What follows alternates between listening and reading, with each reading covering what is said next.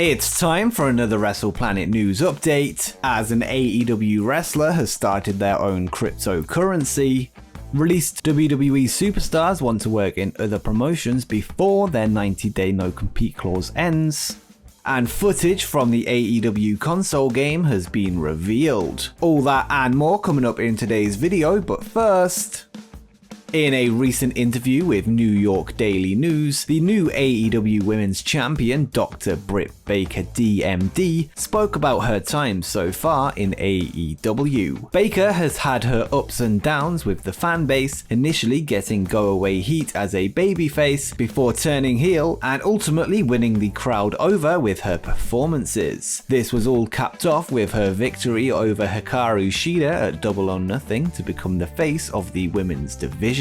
Baker discussed how in AEW the audience has the power and said, "The fans write the show. They dictate what happens next. That feud with me and Thunder Rosa could have gone 2 months if the fans didn't like it. But they loved it, so they ended up getting a main event, lights out match that was arguably one of the best matches of the year. The fans are on board for everything because they just want to get out of their house and stop watching wrestling on TV. They want to be there with us, and we're going to ride that wave for a little bit."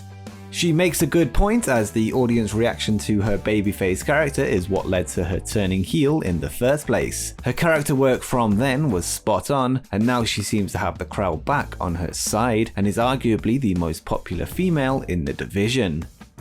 Matt Cardona, better known as Zack Ryder, left WWE in April of last year. Shortly after, he made his AEW debut, saving Cody Rhodes from an attack from the Dark Order. His run in All Elite was short, wrestling only 2 matches before leaving the company. Cardona recently spoke with Sean Waltman on the Pro Wrestling for Life podcast and explained his AEW departure, stating that he simply wasn't offered anything long term. He said, "I had a little agreement to do a couple of shows and they never offered me anything long term. I'm not going to sit there and beg. It is what it is. I had a great time there and it was an awesome experience. Everyone was welcoming and it was great. AEW is the place to be. It's thriving right now, and at the end of the day, I wasn't offered anything and I wasn't going to sit around and wait." As well as this, Cardona recently joked on his own podcast that he's still waiting for the contract Cody had promised him. Cardona went on to debut for Impact Wrestling and most recently GCW. He's set to take on Nick Gage at the upcoming GCW Homecoming event on July 24th for the GCW World title. Cardona continues to work on handshake deals and has said that he enjoys the freedom of working for different promotions without being tied down. And would you like to see a Cardona AEW return? Let me know in the comments down below.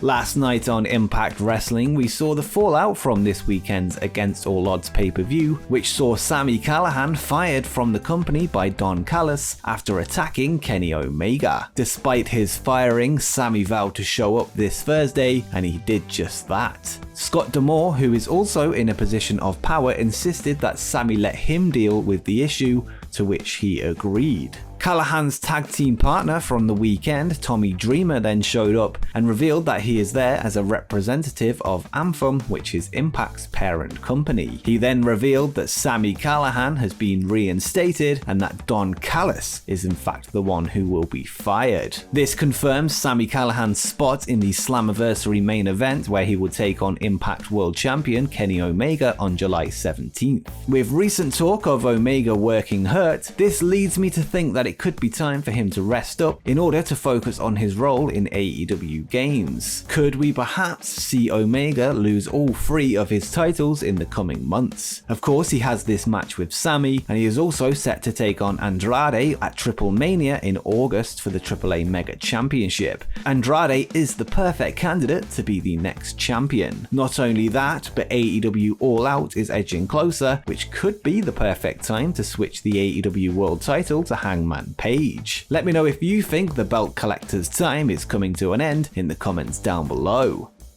Elsewhere on Impact, there was a subtle tease that a certain released WWE superstar could be heading back to the Impact Zone sometime in the future. During the show, Havoc threw Kiera Hogan into a dumpster, and eagle-eyed viewers spotted a name on one of the garbage bags. A bag could be seen with a piece of tape with the word Mickey written on it. This is of course a reference to an incident where WWE sent Mickie James her belongings in a garbage bag following her release from the company earlier this year. Mickie has a long history with Impact Wrestling, where she is a former 3-time Knockouts champion. Her 90-day non-compete clause ends on the 14th of July, which is when she will be able to start working for other promotions. This date is 3 days before the Slammiversary pay-per-view. She may well be able to work before then, but we'll get to why later on in the video. And next up, yesterday we discussed a tweet from the official AEW Twitter account which teased an announcement relating to a title belt. Many speculated that we could be on the verge of a brand new trios title, or maybe even a women's tag title. Those less optimistic felt that we were going to get official AEW title belts for sale on Shop AEW. If you thought that, then you were right, as AEW will begin to sell replica titles starting next Wednesday on June 23rd. Honestly, I'm not mad at this. I don't even think the men's division needs another title, as too many belts in the kitchen can spoil the broth, as the famous saying goes. As I've said in the past, I wouldn't mind another belt in the women's division, but I don't see any immediate rush for it. It seems that there is only a replica of the AEW World title available, but expect the TNT, women's and tag team titles to be sold at some point in the future. Unfortunately, I don't have a spare $700 to spend on a belt, but either way, they look nice, and hopefully one day I can hang one on my wall. It is a rocky time in the world of cryptocurrency, as we're seemingly in the midst of a bear market, prices are dropping, and Elon Musk has the power to dictate the market with a simple tweet. It now seems we have a new influential figure in the crypto game, as AEW wrestler MJF has started his own cryptocurrency named the MJF coin. MJF has been teasing an announcement over the past week or so, and yesterday revealed his new venture. In typical MJF fashion, he cut a promo on Bitcoin as well as Dogecoin and tweeted, "Doge, garbage. Bitcoin, garbage. MJF coin, better than you, and you know it."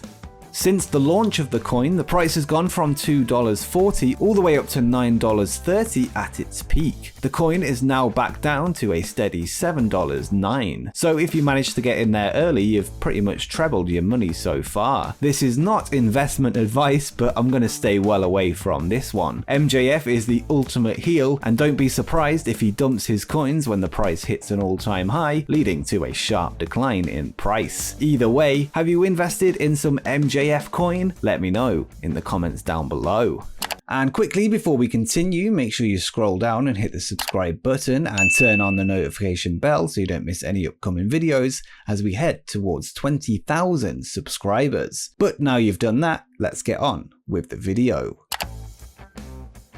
Typically, any wrestler released from WWE are contractually obligated to wait 90 days before working for another promotion, and this is 30 days for NXT talent. According to a report from Fightful, many of the wrestlers released from WWE this year have asked for their non-compete clauses to be stopped sooner, ranging from the entire duration down to just a few days before their scheduled non-competes finish. As we saw with Andrade, he didn't have to wait at all before appearing for any other promotions, and it seems that other talent want to be given the same luxury. Apparently, John Laurinaitis is the man they need to contact in order for this to happen. The report states that WWE have been receptive to this, which means we could be seeing some of the wrestlers debut in other promotions sooner than we thought, which is what I was referring to earlier with Mickie James. It's currently unknown which talent have specifically requested this or how long they've shortened their non-compete clause by, although Fightful have said that they're trying to get more information.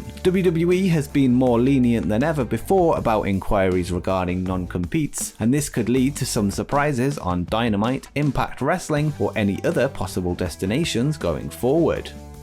On last night's AEW Games 2-point show, we received updates regarding all 3 of their projects, including AEW Casino, AEW Elite GM, and more importantly, the AEW Console game. On the show, Aubrey Edwards discussed several additions coming to the Casino game, including more gifts, AEW branding, and slot machines. Aubrey also teased another round of beta testing for the upcoming Elite GM mobile game, which will feature many fixes and improvements based on the feedback from the last one. And if anyone from AEW Games is watching, can I please get the beta next time round? Thanks. To cap off the video, we saw a short clip with a voiceover from Kenny Omega showing off brand new footage of the AEW console game, which featured a sneak peek at gameplay as well as Darby Allin's in-game character model. As we saw in the first trailer for the game, which showed off Kenny Omega, Hikaru Shida, and Chris Jericho, the model for Darby is slightly exaggerated, with Darby being more muscular